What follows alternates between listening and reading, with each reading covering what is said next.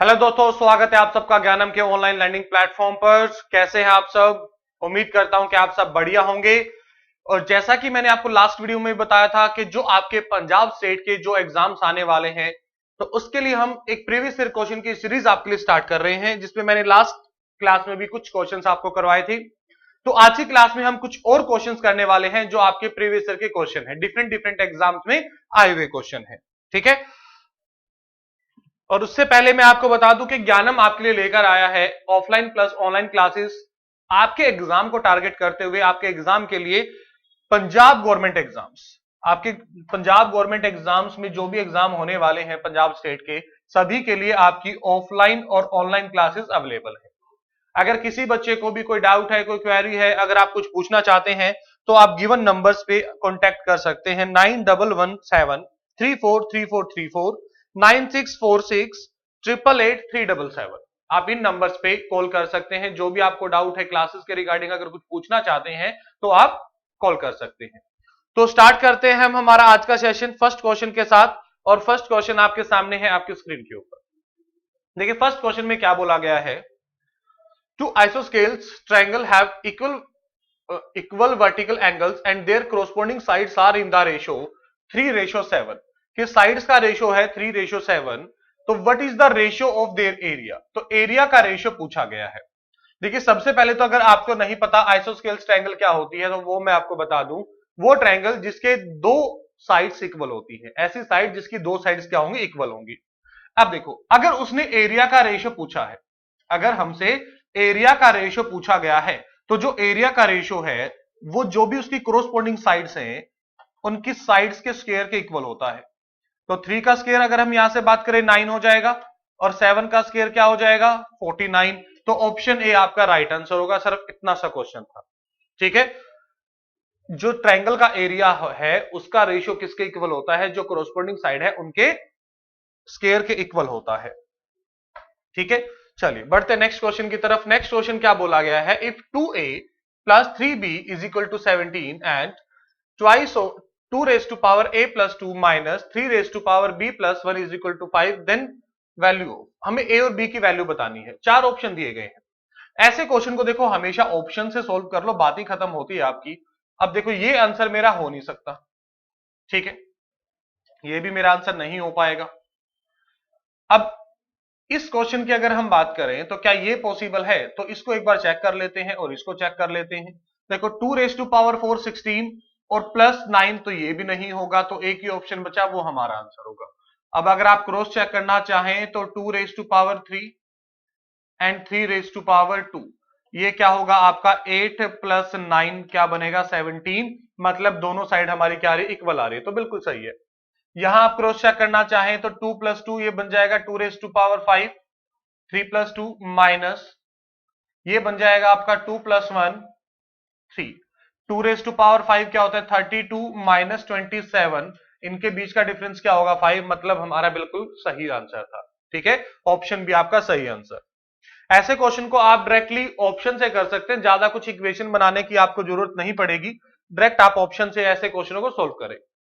Third question क्या बोला गया है? If 6x minus 10y is equal to 10। उसके बाद उसने क्या दिया है? कह रहा है x divide by x plus y is equal to 5/7। ठीक है, इसकी वैल्यू 5/7 हमारे पास गिवन है। अब इस क्वेश्चन को कैसे सोल्व कर सकते हैं? देखो दो तरीके हैं। पहला तरीका क्या कहता है कि मैं डायरेक्ट, देखो x की वैल्यू 5 है, अगर मैं x की वैल्यू को यहां से 5 लूं तो यहां से y की वैल्यू क्या होनी चाहिए? 2 होनी चाहिए, तभी किसके इक्वल होगा? 7 के इक्वल होगा। तो यहां पे पुट करो 6 इंटू 5 माइनस 10 इंटू 2। 30 माइनस 20 करोगे तो 10 के ही इक्वल आएगा। मतलब लेफ्ट हैंड साइड और राइट हैंड साइड क्या है आपकी? इक्वल है। तो मतलब x और y की वैल्यू हमने सही रखी है। तो उसने x माइनस वाई पूछा था, तो 5 माइनस 2 करेंगे तो ऑप्शन सी आपका राइट आंसर हो जाएगा। ऑप्शन सी आपका राइट आंसर। ये तो डायरेक्ट कर सकते थे विदाउट पेन पेपर। दूसरा तरीका क्या है इस क्वेश्चन को सोल्व करने का? x plus y. देखो अगर मैं यहां से क्रॉस मल्टीप्लाई कर दूं तो ये क्या हो जाएगा आपका? 7x किसके इक्वल होगा? 5x प्लस 5y के इक्वल आ जाएगा। x को एक साइड कर लो तो हम कह सकते हैं कि 2x किसके इक्वल है 5y के, और इसको अगर इक्वेशन की फॉर्म में लिखोगे तो 2x माइनस 5y किसके इक्वल है 0 के इक्वल है। ये किसके इक्वल है 0 के। अब ये इक्वेशन 1 मेरे लिए और ये इक्वेशन 2। अब यहां आप बोथ इक्वेशंस को सोल्व करके भी x और y की वैल्यू कैलकुलेट कर सकते हैं। ठीक है, आई होप ये क्लियर होगा सब बच्चों को, किसी बच्चे को कोई डाउट नहीं होगा। अगर यहां से आप इसको सोल्व करना चाहते हैं तो मैं आपको सोल्व करके भी दिखा देता हूं एक बार। ठीक है, अब देखो ये चीज मुझे पता थी कि 2x किसके इक्वल है, 2x मेरा 5y के इक्वल है। ठीक है, अगर 2x की वैल्यू 5y है, आप दोनों में से किसी एक को इक्वल कर लो। मैं कहता हूं चलो हम x को इक्वल कर लेते, तो 3x इधर भी 3 से मल्टीप्लाई होगा और यहां भी 3 से मल्टीप्लाई, तो 6x किसके इक्वल होगा 15y के।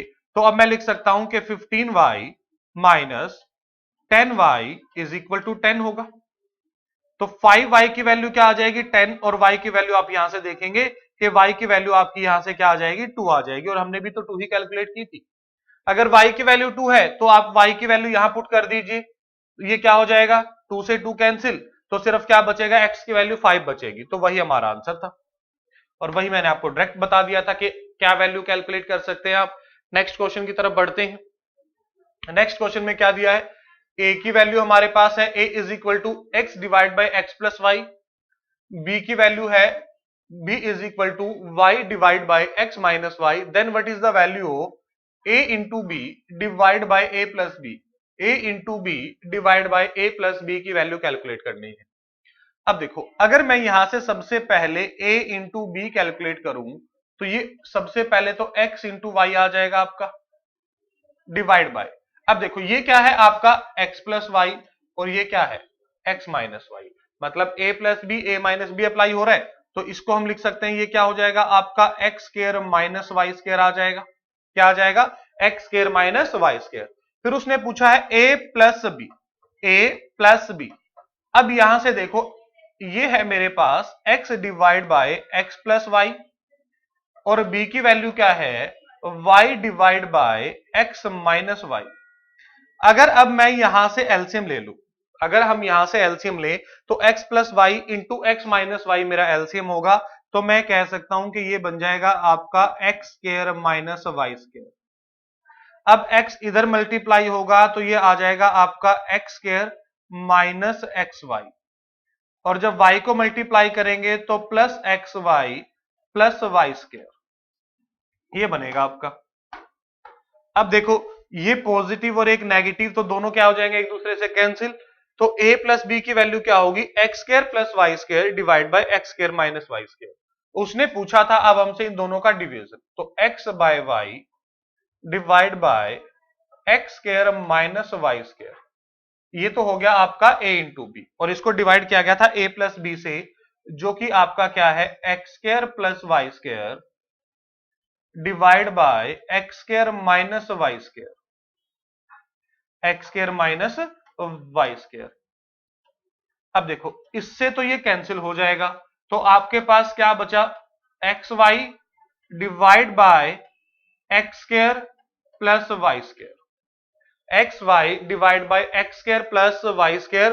तो ऑप्शन आपका डी राइट आंसर होगा, ऑप्शन डी आपका क्या होगा इस क्वेश्चन का राइट आंसर होगा। उम्मीद करता हूं कि ये क्वेश्चन क्लियर होगा सब बच्चों को, किसी बच्चे को इस क्वेश्चन में कोई डाउट नहीं होगा। उसके बाद बढ़ते हैं नेक्स्ट क्वेश्चन की तरफ, और नेक्स्ट क्वेश्चन आपके सामने है। क्या बोला गया, there are some cows bulls and 45 hens in a group, one care taker looks after 15 animals, the number of bulls is twice the number of cows, if the number of heads is less than the number of feet by 186 including the caretakers, how many caretakers are there। तो वहां कितने caretaker थे हमें ये calculate करना है। ठीक है, देखिए अगर इस क्वेश्चन की बात करें तो उसने सिर्फ एक नंबर हमें दिया है, जो सबसे पहले एनिमल्स में से कि जो एक फिक्स नंबर है वो 45 हैंड्स है। ठीक है, सम काउस, उसके पास कुछ बुल है, बट उसने the number of bulls is twice the number of cows, कि जो बुल है वो ट्वाइस है नंबर ऑफ काउस से। अगर हम कहें कि चलो भाई नंबर ऑफ काउस को x ले लेते हैं, तो हम कह सकते हैं कि यहां से जो बुल होंगे वो आपके 2x हो जाएंगे, और हेंस तो हमारे पास ऑलरेडी गिवन है 45 हेड्स, ठीक है, हेंस गिवन है 45। अगर यहां से टोटल एनिमल काउंट करें, अगर यहां से टोटल एनिमल काउंट करें, टोटल एनिमल अगर मैं आपके लिए लिखूं कि टोटल एनिमल कितने हैं, तो आप कहेंगे कि x प्लस 2x, ये है आपके 3x प्लस 45। ठीक है, टोटल एनिमल कितने हैं 3x प्लस 45। हमें कैलकुलेट करना है केयर टेकर, और केयर टेकर उसने बोला है one care taker look after 15 animals, के 15 एनिमल्स के ऊपर एक केयर टेकर है। ठीक है, तो टोटल नंबर ऑफ एनिमल्स को अगर 15 से डिवाइड कर दे तो हमारे टोटल केयर टेकर आ जाएंगे। यहां से टोटल केयर टेकर कैसे कैलकुलेट कर सकते हैं कि जो टोटल नंबर ऑफ एनिमल्स हैं उसको हम डिवाइड कर देते हैं कि कितने एनिमल्स के ऊपर एक केयर टेकर है। तो 15 एनिमल्स के ऊपर एक केयर टेकर है, तो इसको अगर मैं लिखूं सोल्व करके तो ये बनेगा, देखो इसमें से आप 3 कॉमन ले लो, तो x प्लस 15 डिवाइड बाय 5, ये हमारे आगे total number of care taker. I hope यहां तक सबको क्लियर होगा। Total number of care taker आ गए। अब उसने हेड्स और फीट में एक रिलेशन दिया था, हेड और फीट में एक रिलेशन दिया था। अगर यहां से अब हम हेड्स की बात करें कि टोटल हेड्स कितने बनेंगे आपके, हाँ जी, टोटल हेड्स कितने बनेंगे, देखो हर एनिमल का एक ही सिर होगा, ठीक है, उसमें तो कोई डाउट नहीं होगा किसी को भी।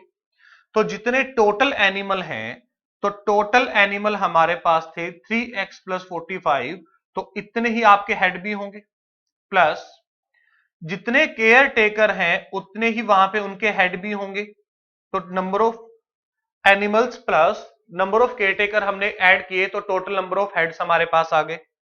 अब देखो यहां से अगर मैं इसको एलसीएम लेकर सोल्व करना चाहूं, तो 5 इंटू 3 15, 15 प्लस 1 ये हो जाएगा 16x प्लस 45 इंटू 5, 45 गुना 5 कितना होता है 225। 225 में अगर 15 ऐड करेंगे तो ये बन जाएगा आपका 240, 240 बटा 5 कितना बन गया 240 divide by 5, 16x plus 240 divide by 5, ये टोटल हमारे पास हेड्स आ गए। ठीक है, अब हम क्या काउंट करेंगे, अब हम इनके लेग्स काउंट करेंगे, पैर काउंट करेंगे। ठीक है, फीट। अब अगर बात करें number of feets, total number of animals हमारे पास हैं, केयर टेकर हमारे पास हैं, तो यहां से अगर हम देखो काउंट करते हैं तो काव के कितने होंगे 4 होंगे, तो इसको लिख सकते हैं कि ये टोटल 4x हो जाएगा। ठीक है, बुल के भी कितने होंगे डबल होंगे, तो 2x को 4 से मल्टीप्लाई करो तो ये 8x हो जाएगा। ठीक है, और जो हेंस है मुर्गी है उसके कितने होंगे डबल हो जाएंगे, तो ये आपका 90 हो जाएगा। और केयर टेकर के भी कितने हो जाएंगे twice of x plus 15 divide by 5, twice of x plus 15 divide by 5, ये हमने इसके फुट भी कैलकुलेट कर लिए।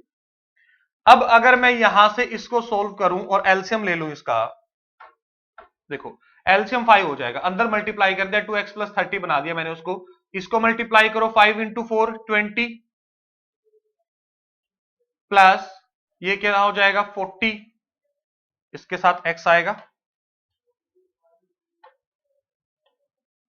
20x plus 40x plus 450 plus 2x, और ये कितना हो जाएगा 30, और पूरे के डिवाइड में क्या आ जाएगा 5 आ जाएगा।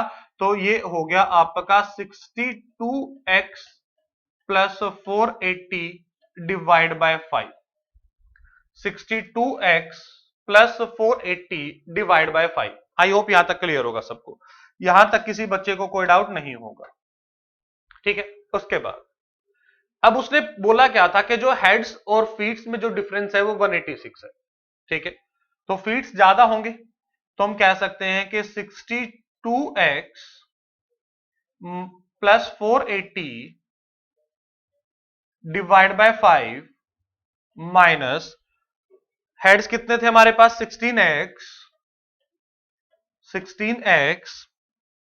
Plus 240 divide by 5 is equal to 186। कितना आ गया? 186। अब देखो एलसीएम लेंगे तो एलसीएम तो 5 हो जाएगा, 62 में से 16 माइनस कर लो तो ये आ जाएगा आपका 46x माइनस ये कितना है आपका, ये बनेगा देखो 480 और 240 प्लस का था तो माइनस हो जाएगा तो ये बनेगा आपके पास यहां से कितना 240 बट प्लस का, और ये किसके इक्वल है 186 इंटू 5 के इक्वल है 186 गुना 5, क्योंकि जो एलसीएम लिया था उधर जाकर क्या हो जाएगा मल्टीप्लाई हो जाएगा, और इसको मैं मल्टीप्लाई कर देता हूं 5 इंटू 6 30 कैरी 3 हो जाएगा, 5 इंटू 8 40 40 प्लस 3 43, और उसके बाद इसको अगर ऐड करेंगे तो ये हो जाएगा 9 आपका, 5 प्लस 4 9 930। ठीक है, आई होप यहां तक सबको क्लियर होगा, किसी बच्चे को कोई डाउट नहीं होगा।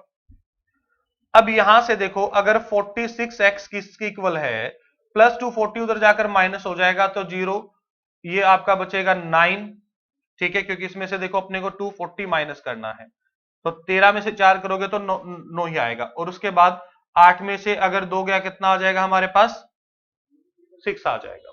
ठीक है, अब देखो 23 से डिवाइड करेंगे, पहले 2 पे डिवाइड करेगा फिर 30 पे, और तो x की वैल्यू क्या आ गई 15 आ गई, x की वैल्यू क्या आ गई 15 आ गई। आई होप यहां तक सबको क्लियर होगा। क्वेश्चन थोड़ा सा लेंथी है ये, ठीक है, बट इजी है, इक्वेशन बनी है क्वेश्चन में तो थोड़ा सा लेंथी जा रहा है हमारा। ठीक है, और इस क्वेश्चन को इजिली सबसे अच्छे से समझने का तरीका भी यही है, केयर टेकर देखो x की वैल्यू पुट कर दो, x की वैल्यू पुट करेंगे 15 प्लस 15 डिवाइड बाय 5, तो ये 30 डिवाइड बाय 5 क्या आंसर आ जाएगा 6 आ जाएगा। ऑप्शन सी इस क्वेश्चन का राइट आंसर है, ऑप्शन सी आपका इस क्वेश्चन का राइट आंसर है। आई होप सब बच्चों को क्लियर होगा। अगर आप इसका स्क्रीनशॉट लेना चाहते हैं तो स्क्रीनशॉट ले सकते हैं। सिंगल सिंगल स्टेप मैंने आपको लिख के बताया है कि क्वेश्चन में कहां से क्या किया गया है।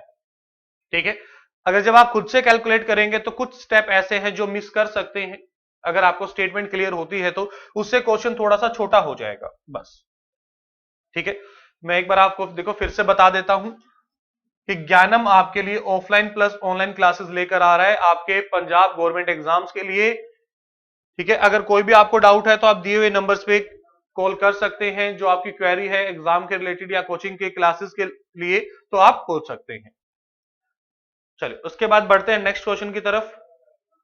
नेक्स्ट क्वेश्चन आपके सामने है, सिंप्लीफिकेशन का क्वेश्चन है, और जो बच्चे फर्स्ट टाइम हमारे चैनल पे आए हैं एक बार सबसे पहले चैनल को सब्सक्राइब कर दीजिए, प्लस बेल आइकन को प्रेस कर दीजिए ताकि जो भी अपकमिंग वीडियोस हैं उनका जो नोटिफिकेशन है वो आप सबको टाइमली मिलता रहे। ठीक है, चलिए बात करते हैं नेक्स्ट क्वेश्चन की। क्या है the value of this, simplification का क्वेश्चन है, ये स्क्वायर रूट है।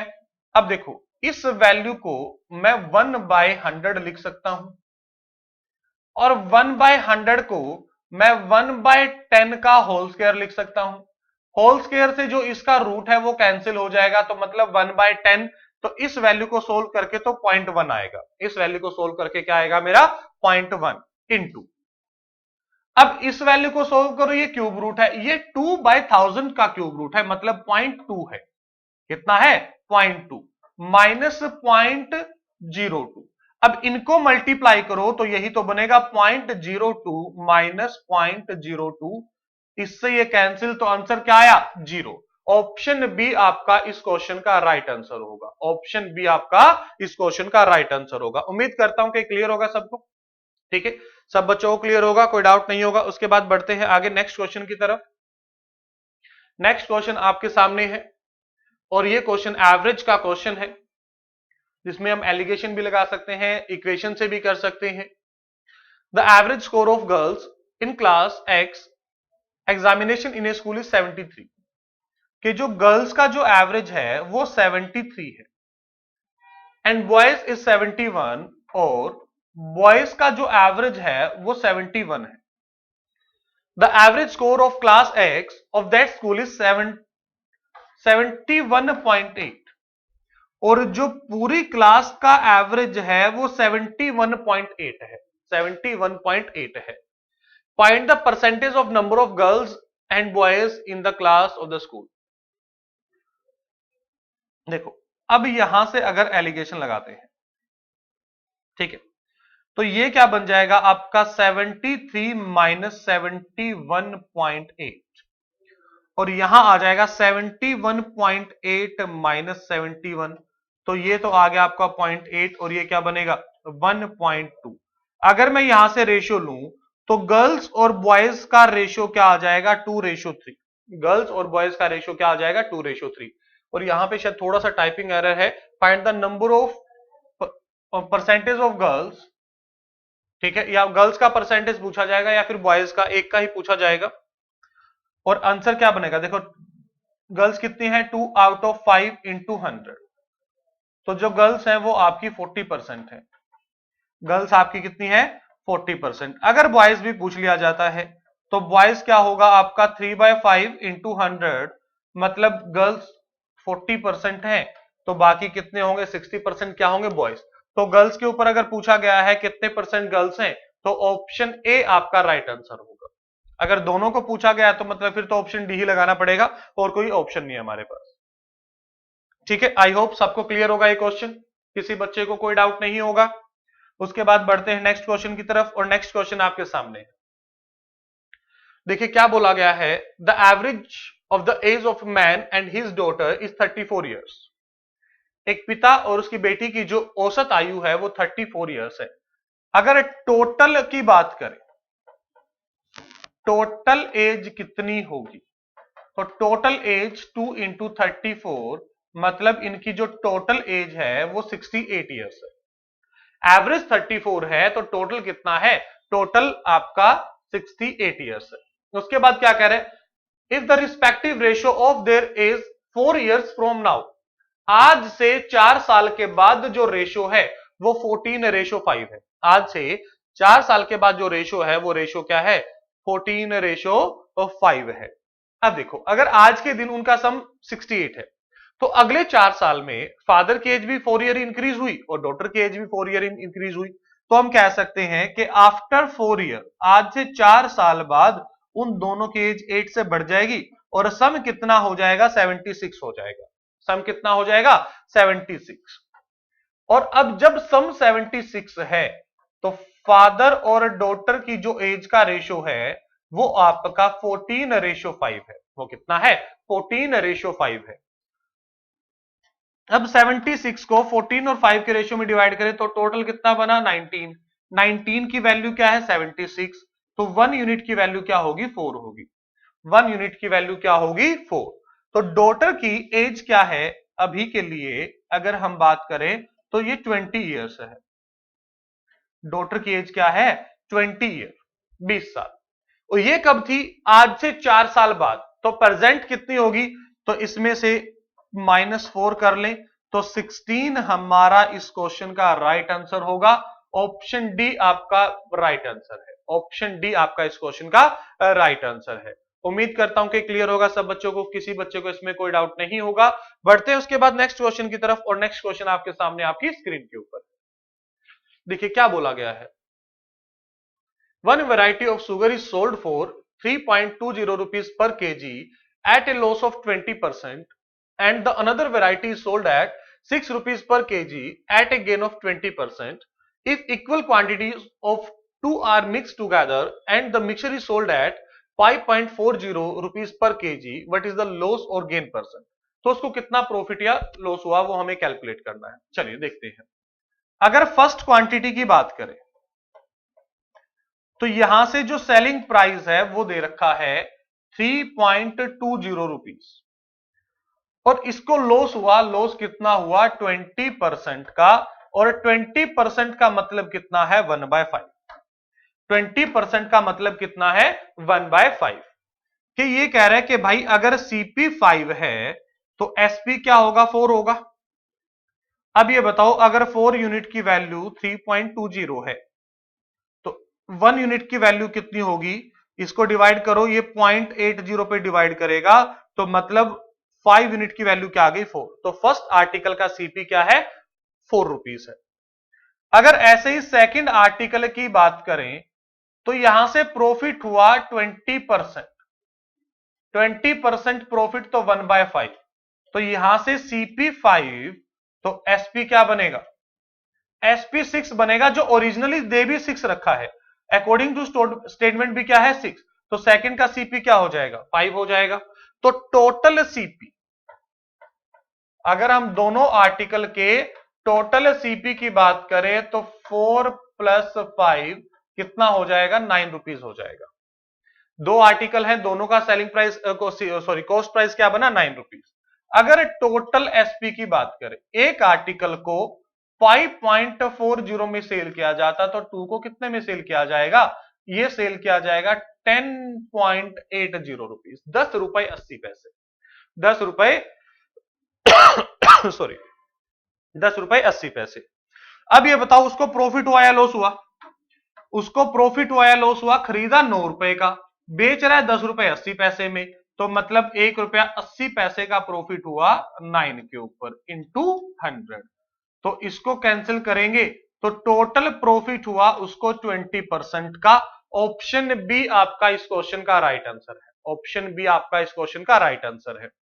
अगर आपको ये रेशियो वाली चीजें क्लियर है तो बिना पेन पेपर का ये क्वेश्चन था, ठीक है, विदाउट पेन पेपर आप सोल्व कर सकते थे। देखिए जो बोर्ड पे लिखा जाता है ना, कभी भी उसके अकॉर्डिंग आप क्वेश्चन की लेंथ का आइडिया मत लगाओ, क्योंकि बोर्ड पे हर स्टेप लिखना होता है ताकि आप लोगों को अच्छे से क्लियर हो, ठीक है, हर चीज आप लोगों को क्लियर हो। क्योंकि यहां क्वेश्चन मैं अपने लिए सोल्व नहीं कर रहा, मैं आप लोगों के लिए सोल्व कर रहा हूं। अगर मुझे अपने लिए सोल्व करना है तो बहुत से क्वेश्चन ऐसे होंगे जिसके लिए पेन पेपर उठाने की जरूरत ही नहीं पड़ेगी, डायरेक्ट क्वेश्चन हो जाएगा, बट उससे आप लोगों को समझ नहीं आएगा। तो मेरा टारगेट क्या है कि आप लोगों को क्वेश्चन अच्छे से समझ आए। तो उम्मीद करता हूं कि यहां तक क्लियर होगा सबको। उसके बाद बढ़ते हैं नेक्स्ट क्वेश्चन की तरफ। नेक्स्ट क्वेश्चन आपके सामने है। नेक्स्ट क्वेश्चन में क्या बोला गया, देखिए, a man invest a certain sum of money at 6% per annum simple interest and another sum at 7% per annum simple interest. His income from interest after 2 years was 354. 1/4 of the first sum is equal to 1/5 of the second sum. Find the total invested was. तो total कितना पैसा लगाया गया था। देखो ये line जो है ना, यहां से इंफॉर्मेशन है हमारे पास कि जो ये बोला गया 1/4 of the first sum is equal to 1/5 of the second sum. अगर फर्स्ट सम आपका एक्स है तो फर्स्ट सम का 1/4 किसके इक्वल है, जो सेकंड अगर y है तो उसके 1/5 के इक्वल है। अगर यहां से मैं x और y का रेशियो लेना चाहूं तो रेशियो क्या होगा 4:5 होगा, 4:5 होगा, ठीक है। अगर देखो ये क्वेश्चन मुझे अपने लिए सोल्व करना है तो मेरा क्वेश्चन यहां से सोल्व हो चुका है, मुझे इससे आगे कुछ करने की जरूरत नहीं है, क्योंकि अगर x के 4 रुपीज हैं तो y के कितने हैं 5, तो टोटल कितना बना 9 बना, टोटल कितना बना 9। मतलब जो मेरा आंसर होगा ना वो 9 से डिविजिबल वाला होगा, तो मतलब ऑप्शन सी मेरा आंसर है। बस इतना सा क्वेश्चन था मेरे लिए।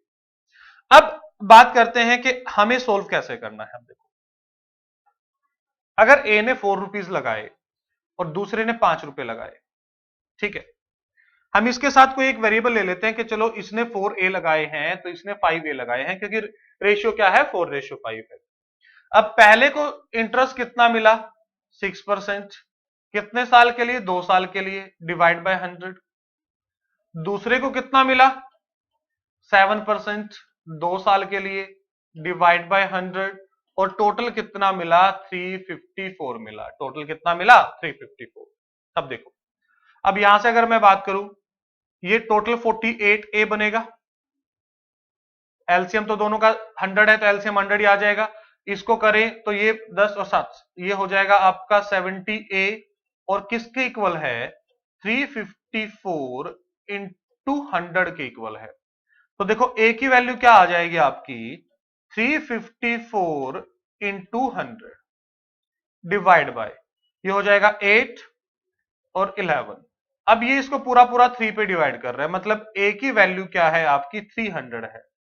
a की वैल्यू क्या है 300, इसको 3 से मल्टीप्लाई करो तो 1200 हो जाएगा, इसको 300 से मल्टीप्लाई करो तो 1500, मतलब 1200 और 1500 टोटल कितना होगा 2700।